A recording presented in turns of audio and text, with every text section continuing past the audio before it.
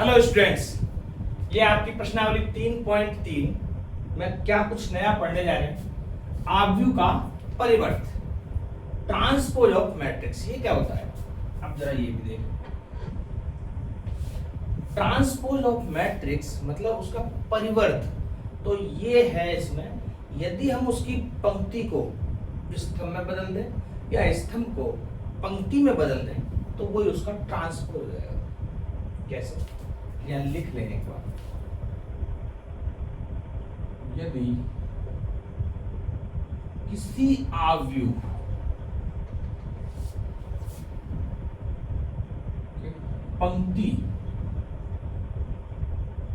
को स्तंभ तथा स्तंभ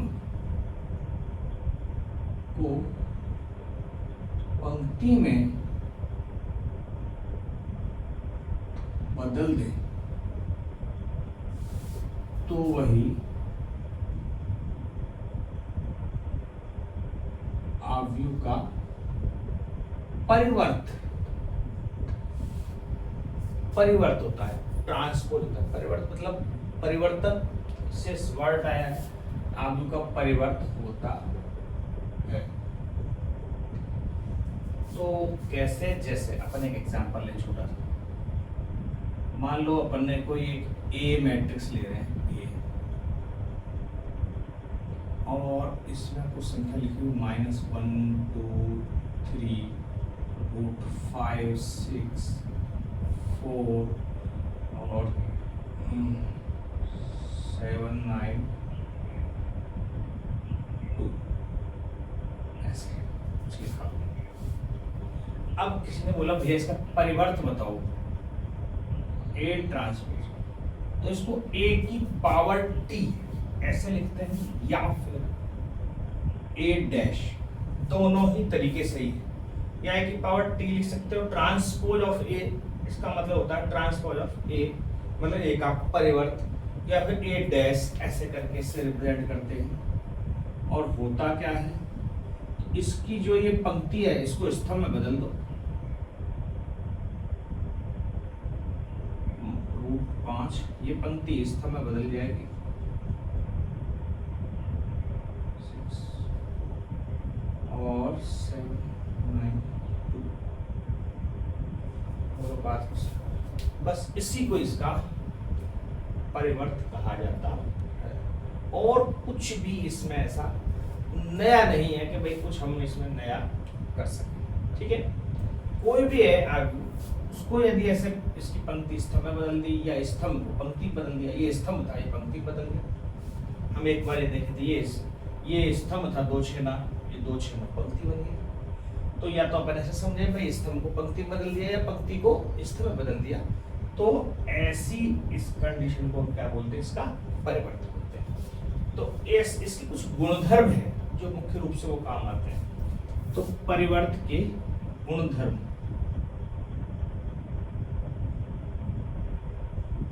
परिवर्त के गुणधर्म, ये है इंपॉर्टेंट चीज। और आपको समझिए ये क्या होती है, इनको कैसे प्रूव करने के लिए क्या क्या पूछा जा सकता है। तो इसके कुछ गुणधर्म है 4 5 एक। जैसे फर्स्ट, इसका एक गुणधर्म तो ये, जैसे ए का डैश हमने निकाला और फिर ऊपर से फिर से डैश निकाल दिया उस डैश को। पहले मैंने इसका ऐसे ए डैश निकाला, अब किसी ने बोल दिया भैया ए डैश का वापस से डैश निकालो, इसका वापस से डैश निकालो। तो जो ये पंक्ति है इसको स्तंभ बनाने है। -1 7 2 9 3 4 2। पहले तो इसका परिवर्तन किया, फिर इसका परिवर्तन निकाला, तो एक्चुअल में घूम फिर के ये तो यहीं पे आ गया। तो फिर ये हुआ, यदि ए डैश का डैश निकालेंगे कभी भी तो ए के बराबर ही आएगा। ये इसका गुण, बात समझ आएगी? ठीक है। दूसरी चीज, यदि ए प्लस बी पूरे का डैश निकालेंगे हम तो ये अलग अलग होके भी ए का डैश निकालो और प्लस बी का डैश निकाल के जोड़ देंगे तब भी वही चीज आएगी, तो ए प्लस बी का डैश निकाल के आएगा। तो ये एक इसका गुण था। तीसरी बात, माइनस में भी ऐसे होता है, ए माइनस बी का डैश वही होगा जो ए का डैश माइनस बी का डैश होगा। मान लो इस ए को किसी चर संख्या के साथ में गुणा कर दिया जाए, के के साथ, और फिर डैश निकालें, किसी के से गुणा करते हैं एक, है ना, और फिर डैश निकालें, तो वही मतलब है, चाहे के को बाद में गुणा करते हैं अपन डैश निकाल के, तो भी चीज एक ही है। जहां के एक अचर पद है, जहां के एक अचर पद है, ठीक है। और पांचवा और सबसे इंपॉर्टेंट कि ए बी का जो डैश होता है, ए बी का जो डैश, किन्हीं दो मैट्रिक्स का गुणा कर दिया हमने और फिर उनका डैश निकाला, तो यहां पर ऐसा नहीं होता भैया ए डैश इंटू बी डैश, यहाँ पर उल्टा होता है बी डैश इंटू ए डैश, इसलिए इंपॉर्टेंट है और बहुत ज्यादा काम आने वाला है। यदि ए बी का डैश हम निकालेंगे तो इसका मतलब ये होगा कि बी का डैश निकालो और फिर ए का डैश निकालो और उनका गुणा करें, तब ये वाली चीज प्राप्त हमें। तो ये इसके थोड़े से कुछ गुणधर्म हैं जो हमें यूज करने हैं। इनके आधारित कुछ सवाल आएंगे, कुछ एग्जाम्पल है, उसी में शायद ये गुणधर्म आ जाएंगे दो चार, एक तो कैसे सिद्ध करना, एक बार ये बताओ, ठीक है।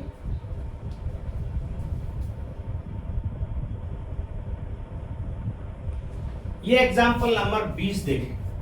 अब इस एग्जाम्पल नंबर 20 से जो हमने कुछ गुणधर्म अभी लिखे थे वो लगभग सत्यापित यहाँ पे करने हैं, तो इसलिए वहां नहीं कराया मैंने, यहाँ डायरेक्ट एग्जाम्पल में कराया। ये ए है, ये बी है, ये दो मैट्रिक्स दिए, तो निम्नलिखित को सत्यापित कीजिए। तो सत्यापित क्या कह रहा है कि ए डैश का डैश निकालो और ए आना चाहिए, तो ये रहा ए, ये ए क्या दे रखा है हमारे लिए 3 √3 2 4 2 0 ऐसा बोलो, ये है ए।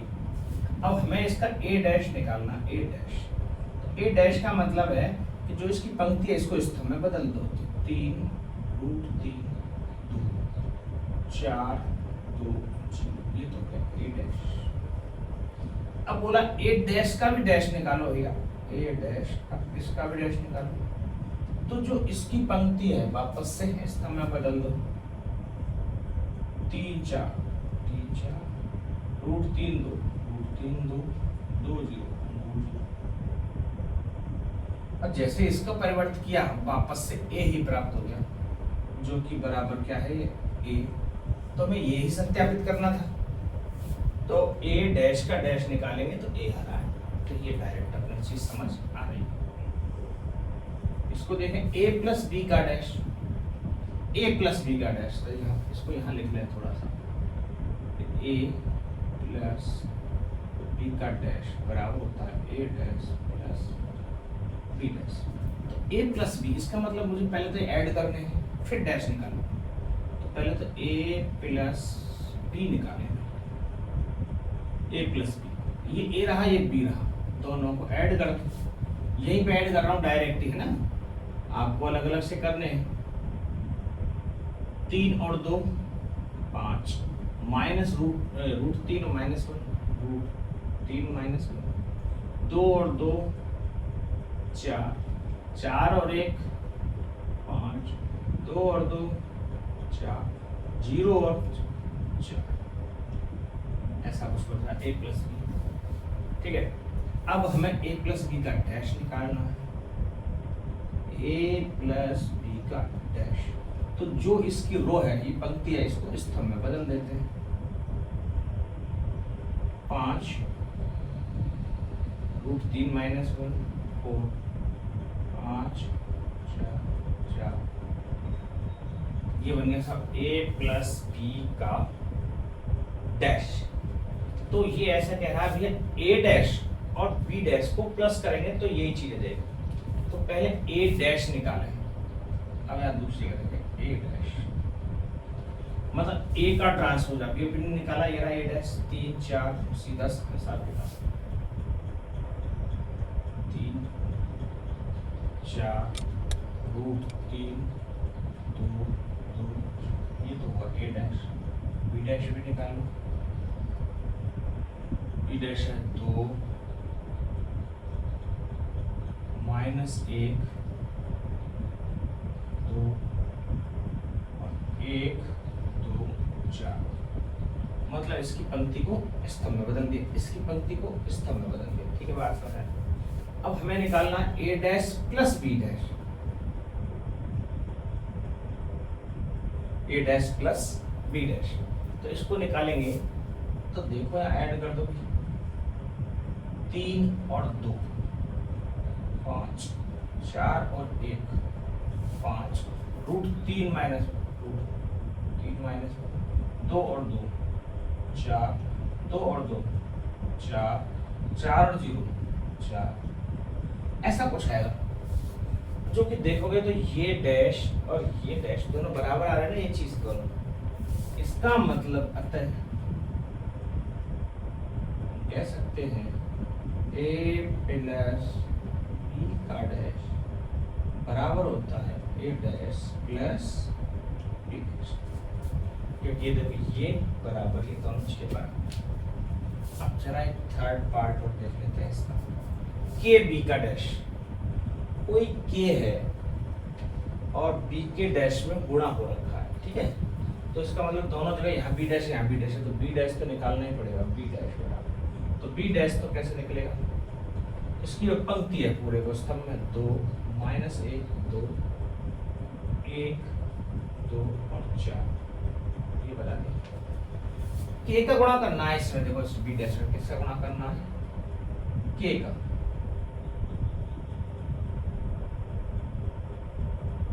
एक का थोड़ा सा इसमें गलत लिख दिया, हाँ गलत लिखा हुआ है, तो वापस एक के बी के डैश, मतलब के का बी के साथ में गुणा करके फिर डैश निकालें, अब बी डैश निकाल लिया कोई बात नहीं, अब के बी निकाल लेते हैं, के बी का डैश, जैसे के बी के डैश है इसको निकाल लो, कैसे गुणा कर लो भाई, 2k माइनस 1k और 2k 4k, क्या किया मैंने, ये देखो राइट हैंड साइड का बी डैश निकाला, के से गुणा कर दिया, ये निकाल लिया। अब लेफ्ट हैंड साइड की तरफ चलिए, पहले बी में के का गुणा करेंगे, जो बी दे रखा है इसका मतलब के बी याद करना, तो के बी क्या होगा बताओ, ये तो बी रहा और के से गुणा कर रहा है, तो 2k minus 1k 2k 1k 2k 4k, मतलब कोई राशि है के से बी में गुणा करना है, के बी के ऊपर डैश है, ठीक है, तो के बी दोनों को गुणा कर लो, के बी है, और गुणा करने के बाद अब इसका डैश निकालना है, इसका डैश, तो के बी का डैश, तो अब इसका डैश निकालेंगे तो इसकी पंक्ति है वो इसको स्तंभ में बदल देंगे, 2k माइनस के 2k के 2k 4k, अब ये के बी का डैश वही चीज है जो यहाँ के बी का डैश, देखो ये चीज और ये चीज दोनों बराबर आ रही है, जब चीज दोनों बराबर आ रही हैं इसका मतलब अपन कह सकते हैं कि के बी का डैश बराबर होता है के बी डैश, ठीक है, ऐसा है, ये हमें प्रूव करना था, तो तीनों बात इस एग्जांपल नंबर 20 से प्रूव होगी, ठीक है, बात समझ आ रही है, उतारो,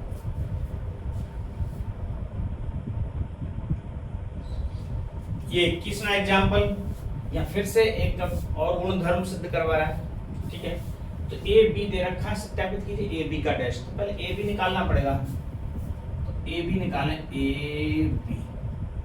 ए बी का मतलब अब आपको पता है कैसे क्या सिस्टम है, ये है हमारा 3 रो है इसमें, 3 क्रॉस 1, और यहाँ 1 रो है, 1 क्रॉस 3 का मैट्रिक्स। देखो 1 1 से मैं तो 3 क्रॉस 3 का मैट्रिक्स हमारे पास एक बनेगा। तो कैसे बनेगा, गुणा करेंगे ए बी का, -2 का 1 से तो -2,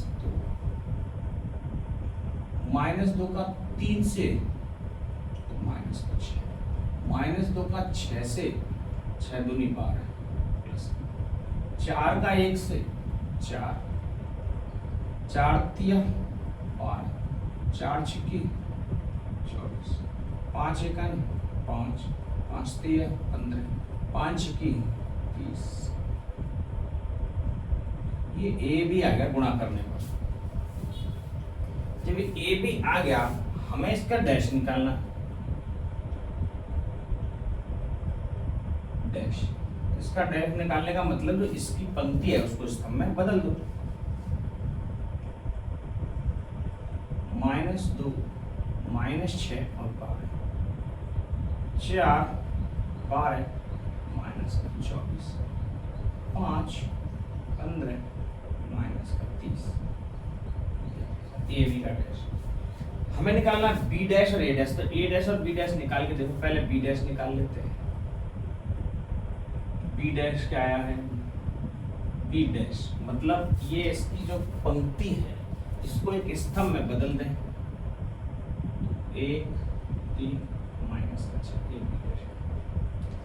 ए डैश की बात करें तो वो जो इसकी स्तंभ है इसको पंक्ति बदल देंगे, -2 4 और 5, ये ए डैश है।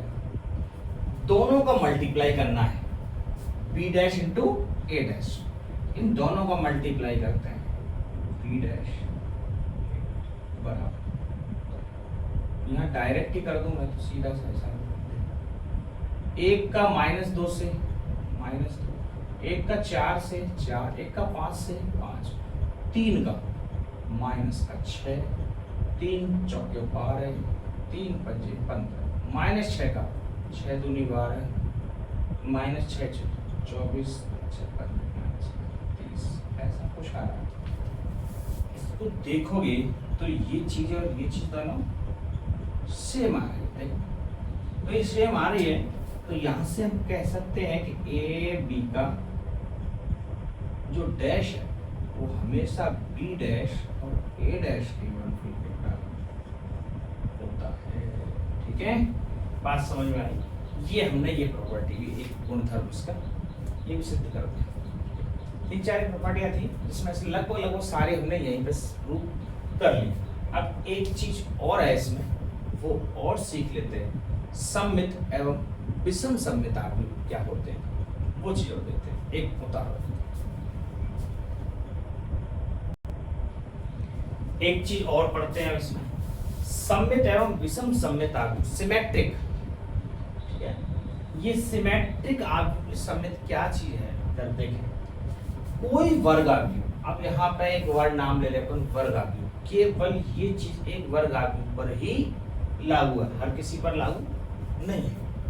यदि किसी वर्ग आव्यूह स्क्वायर मैट्रिक्स का ए डैश, हिंदी में लिखना तो पूरे लिखे, परिवर्त आव्यूह निकाला जाए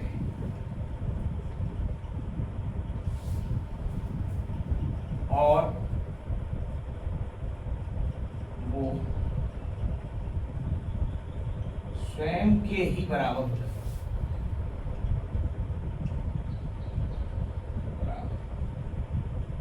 हो जाए, उसे सममित आव्यूह कहते हैं।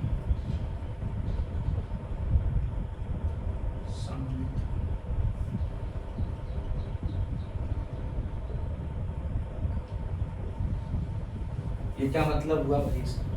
तो यहाँ सिंपल सा एक एसएस लॉजिक अपन समझे, यदि मैं कोई वर्ग आव्यूह लूं और इसका ए डैश निकालूं, परिवर्त आव्यूह निकाला जाए और वापस वो एक ए ही मिल जाए, ऐसा कैसे हो सकता है? आप कहोगे बिल्कुल हो सकता है। कई सारे ऐसे आव्यूह होंगे तो उसको कहेंगे सममित आव्यूह है। ये भाई सममित आव्यूह। जैसे मैं एग्जांपल लिख रहा हूँ, एक एग्जांपल लिख लेते हैं कोई भी, ए बराबर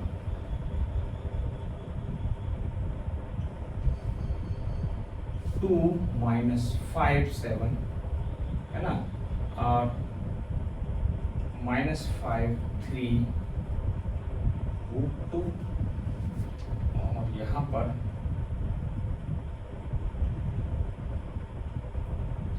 7 √2 6, ऐसा कुछ है। ठीक है, ये एक हमने ए लिया। अब इसका जरा, इसका हम क्या करेंगे, ए डैश निकालते हैं। ए डैश निकालोगे तो इस पंक्ति को स्तंभ में बदलना है, बदल दो। 2 -5 7, इस पंक्ति को स्तंभ बदल दो, -3 फिर 7 √2 6, पंक्ति को स्तंभ बदल दिया। क्या आप देख पा रहे हैं, ये हमने तो इसका परिवर्तन निकाला है, लेकिन ये घूम फिर के तो यही बन गया। इसको ये की यही चीज बन गई, ये डैश जो थी मैंने तो इसका परिवर्तन निकाला था, इसको इसमें बदल दिया, इस पंक्ति को इसमें बदल दिया, इस पंक्ति को ऐसे बदल दिया, लेकिन ये वापस घूम फिर के वही बन गया। इसका मतलब इसका ए डैश ए के बराबर आ गया। तो ये कैसा है, सिमेट्रिक आव्यूह है, सममित आव्यूह।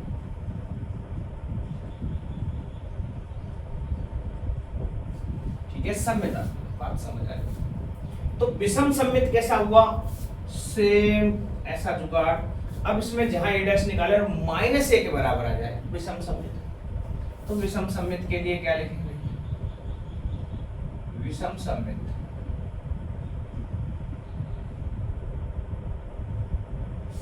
इसका मतलब है हम ए डैश निकालें किसी का और वो -a के बराबर आए, तब वो विषम सममित। यदि किसी का ए डैश निकाले और a के बराबर आ रहा है तो वो सममित आव्यूह है, और किसी का ए डैश निकाले और -a के बराबर आ रहा है तो वो विषम सममित आव्यूह है। जैसे ये भी चेक कर लेते हैं एक बार, कोई एक एग्जांपल लिखते हैं। ए बराबर, ए बात कर रहे हैं 2 -3 और 5 1 -7 और 2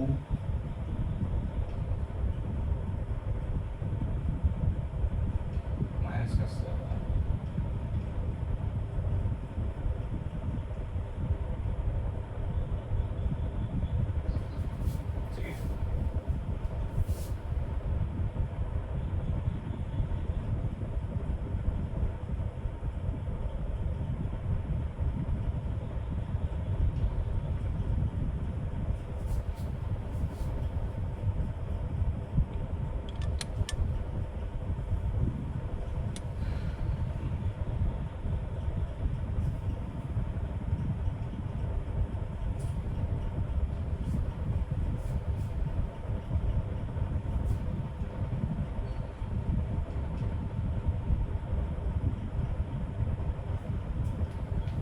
देखो ये इस टाइप का है,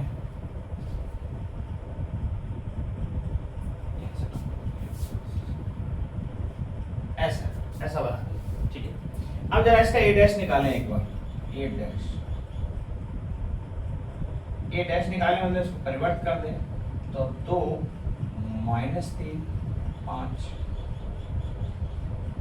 फिर यहाँ पर इसको 3 7 2 -5 -3, ऐसा बन रहा है कुछ। तो यहां क्या देख रहे हो, चीजें बदल गई। ये ए डैश ए के बराबर नहीं आ रहा, 2 या -3 था 3 हो गया, 5 था -1, ऐसा कुछ चीजें हो रही है इसमें। तो यदि मान लो इसमें से माइनस कॉमन लें, क्या लें, माइनस कॉमन ले लें, माइनस को बाहर रख लें, तो माइनस कॉमन लेंगे तो ये माइनस का 2 बन जाएगा, ये माइनस का 3 बन जाएगा,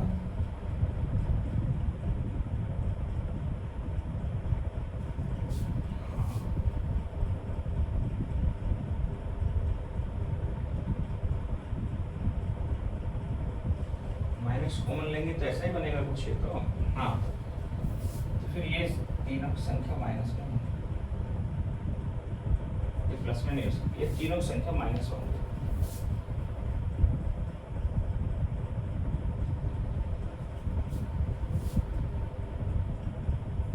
थोड़ा सा जोर लगा, माइनस कॉमन लेने से, माइनस सारे में से इसमें माइनस कॉमन लेंगे तो माइनस कॉमन लिया, ये माइनस माइनस सारा आ गया इधर, ये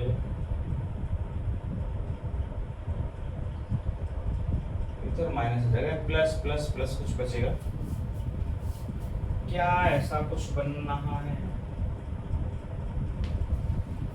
कुछ थोड़ा सा मिस्टेक हो रखा है, 1 मिनट अपन देख लेते हैं। माइनस कॉमन लेंगे तो क्या है, पूरी सारी चीज ऐसी आ रही है, -2 -7, यहाँ से माइनस चला जाएगा, यहाँ चला जाएगा -2, इसमें थोड़ा सा एक बार देख क्या सीन।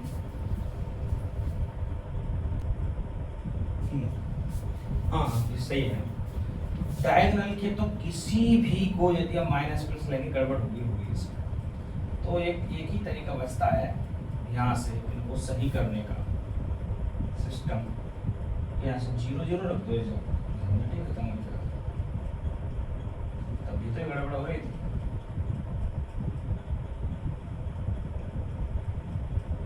ऐसा 0 0 रख देते हैं, है ना, अब हो जाएगा शायद। माइनस लगाएं तो देखो अब यहाँ पर माइनस लिखने पर ये 0 -3 5 3 0 2 -5 -2 और 0 ऐसे कुछ बने, जो भी क्या आ गया a के बराबर, तो यहाँ पर a डैश क्या दिखाई दे रहा है, -a के बराबर, इसलिए ये कैसा है, एक विषम सममित आव्यूह है।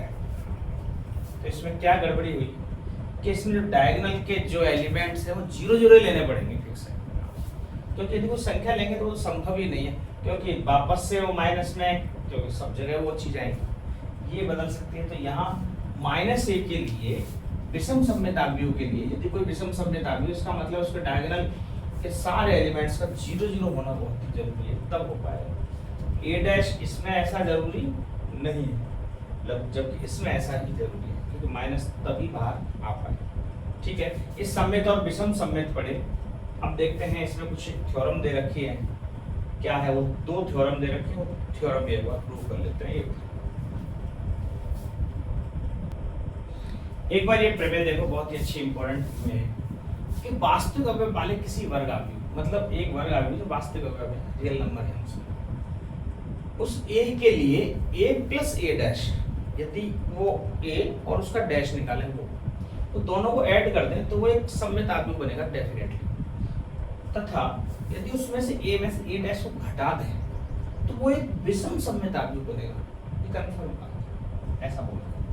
तो देख लो, चेक करते हैं, देख तो इसको प्रूव कैसे करेंगे, a प्लस a डैश, ऐसा बोला गया है, ये एक सममित आव्यूह है। अब यदि ये सममित आव्यूह है तो मुझे इसका पहले डैश निकालना पड़ेगा। हम सममित आव्यूह कैसे निकालते हैं, सममित आव्यूह की शर्त क्या है, सममित आव्यूह की शर्त ये है,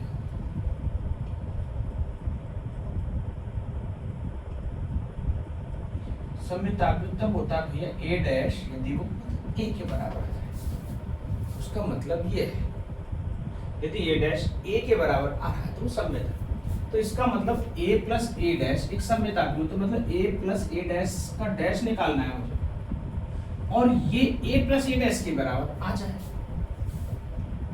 समझ रहे हो, तो एक सममित आव्यूह बन जाएगा। तो जरा बताओ, a प्लस a डैश का डैश, हमने गुणधर्म सीखा है कि a प्लस b का डैश जो होता है अलग अलग करके लिख सकते हैं, a dash plus A dash का डैश, ऐसा लिख सकते हैं ना इसको, बिल्कुल लिख सकते हैं। तो फिर यहाँ देखेंगे ए डैश होता है, ए डैश ये, और ए डैश का डैश हमें पता है कि ए होता है, तो ए डैश प्लस ए आ गए। तो अब क्या निकाला था मैंने, ए डैश का डैश निकाला था। इसका मतलब यदि इसका डैश यही चीज आ रही है, ए का डैश निकाल कर ए प्राप्त हो रहा है, तो मैं इस प्लस वाले का डैश निकाल रहा हूं, अब यही चीज प्राप्त हो रही है, इसका मतलब ये एक सम्मिता भी होगा।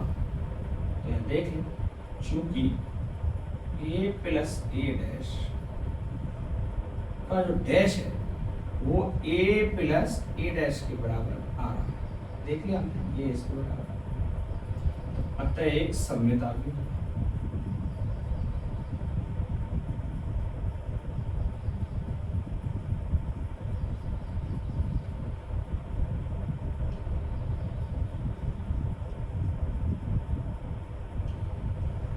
सम्मिता भी होगा, समझ आया? ठीक।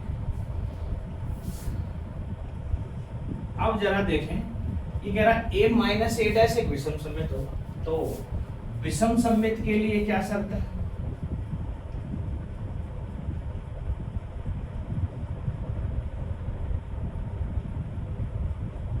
विषम सम्मित कुछ तब होता है जब ए डैश उस माइनस ए के बराबर आ जाए, तब विषम सम्मित। इसका मतलब डैश तो इसका भी निकालना पड़ेगा, तो ए माइनस ए डैश का डैश निकालते हैं। तो इसका डैश निकालेंगे तो अलग अलग करके लिख सकते हैं, ए डैश माइनस ए डैश का डैश, इसका मतलब ये तो हुआ ए डैश माइनस ए। अब मुझे तो ए माइनस ए डैश लाना था, यहाँ पर तो ए डैश माइनस ए, तो ये माइनस कॉमन ले लें, तो ए माइनस ए डैश ही आ रहा है, देखिए। तो ये वही वाली बात बन गई है, तो ए माइनस ए डैश का जो डैश है वो माइनस ए माइनस ए डैश यदि माइनस ए के बराबर आ रहा है तो विषम सम्मित होता है। तो ए माइनस ए डैश का डैश यदि माइनस ए डैश के बराबर आ रहा है, मतलब ये चीज इसी के माइनस के बराबर आ रही है, जैसे इसके माइनस के बराबर, तो विषम सम्मित होता है। तो अतः ये एक विषम सम्मित आपको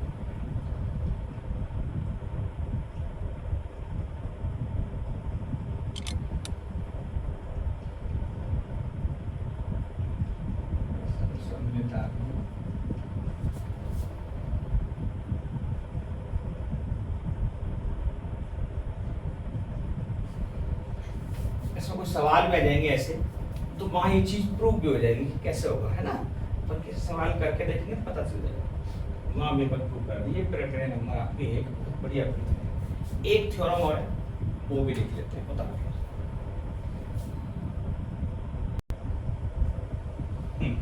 एक थ्योरम और बचे, प्रमेय नंबर 2, किसी वर्ग आव्यूह को कोई भी एक स्क्वायर मैट्रिक्स है उसको सम्मित तथा विषम सम्मित आव्यूह के योगफल के रूप में व्यक्त किया जा सकता है। मतलब उसको सम्मित आव्यूह और विषम सम्मित आव्यूह के योगफलों के रूप में भी व्यक्त किया जा सकता है किसी मैट्रिक्स को। तो कैसे किया जा सकता है अभी हमने देखा, तो देखें जरा, यदि ए प्लस ए डैश ये सम्मित आव्यूह होता है ना, और प्लस ए माइनस ए डैश ये विषम सम्मित आव्यूह होता है। अभी निकाल के इन दोनों का डैश निकाल के हमने देख लिया, इसका डैश निकालेंगे तो इसी के बराबर आ जाएगा, इसका डैश निकालेंगे तो इसके माइनस के बराबर आ जाएगा। मतलब ये सम्मित है और ये विषम सम्मित है, इनका योगफल मैंने योगफल कर दिया। तो कर दिया तो क्या प्राप्त होगा आपके हिसाब से इन दोनों का योग करने से? इनका दोनों का योग करने से 2a प्राप्त होगा।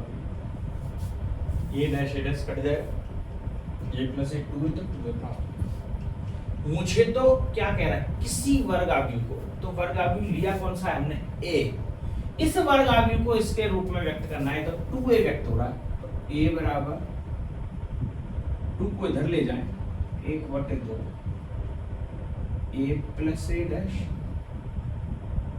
Plus 1/2 a minus a dash ऐसे लिखा जा सकता है किसको, ए को।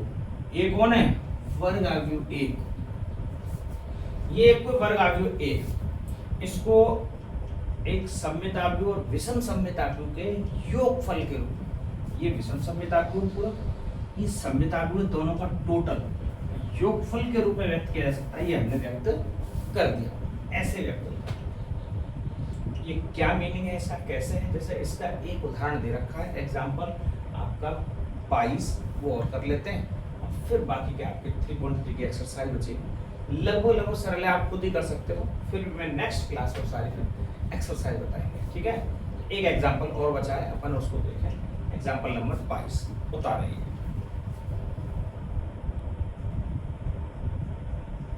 जैसे ये सवाल देखें 22 के एक मैट्रिक्स दे रखा बी ये, और इसको एक सममिताव्यूह विषम सममिताव्यूह के योगफल के रूप में लिखिए। तो पहले सममिताव्यूह बनाए इसका, तो इसका सममिताव्यूह के लिए पहले बी डैश निकालना पड़ेगा, बी डैश।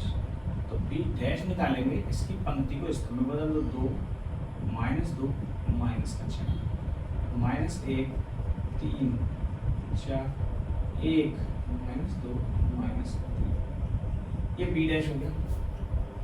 हमें पता है सममिताव्यूह कैसे निकलता है कि जब बी प्लस बी डैश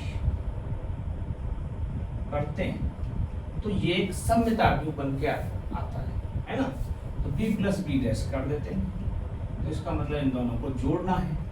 तो जोड़ेंगे तो 2 + 2 4 -2 -1 माइनस का 3 -4 1 माइनस का 3 -2 -1 माइनस का 3 और 3 6 -2 और 4 2 1 और माइनस का 4 माइनस का 3 -2 और 4 2 -3 और माइनस का 3 माइनस का 6। मतलब बी और बी डैश को मैंने ऐड कर दिया। अब इसका हम ट्रांसपोज निकालेंगे, अपन चेक भी कर लेते हैं। मैंने एक चीज बताई थी, इन दोनों का जो b प्लस बी डैश, इसका जो डैश निकालेंगे वो क्या होगा, एक समित होगा। तो देख लो, इसका डैश निकालोगे तो ये 4 -3 देखो इससे मत, फिर -3 6 2 -3 6 2 आ रहा, फिर -3 2 -6 तो -3 2 -6। इससे यदि इसकी पंक्ति को स्तंभ में बदलेंगे तो ये मैट्रिक्स बन जाएगा। इसका मतलब ये एक सममित मैट्रिक्स है। तो सममित तो ये हो गया। अब जरा निकाले विषम सममित। तो विषम सममित b माइनस बी डैश बताया था, ये विषम सममित होता है। तो b तो ये रहा, b डैश ये रहा, घटा दो जरा एक बार, जैसे ऐड किया ऐसे घटा दो, 2 - 2 0। अब विषम सममित के लिए मैंने बताया था ये डायगोनल 0 0 आएंगे कंफर्म, तब तो वो विषम सममित है, नहीं तो नहीं बैठे, ठीक है। तो देखो 0, अब -2 -3 -2 -1। अब समझना, ऐड नहीं कर रहे हैं, माइनस पहले से आ रहा है तो इस माइनस को प्लस में बदल देगा ये। चलो मैं एक बार इसको लिख देता हूँ, थोड़ा सा इसमें झोल रहेगा। तो b तो है 2 -2 माइनस का 4 माइनस का 1 3 4 1 माइनस का 2 माइनस का 3, और इसमें माइनस का चिन्ह आ रहा है बीच में। फिर बी डैश है 2 -1 1 माइनस का 2 3 -2 माइनस का 4 4 माइनस का।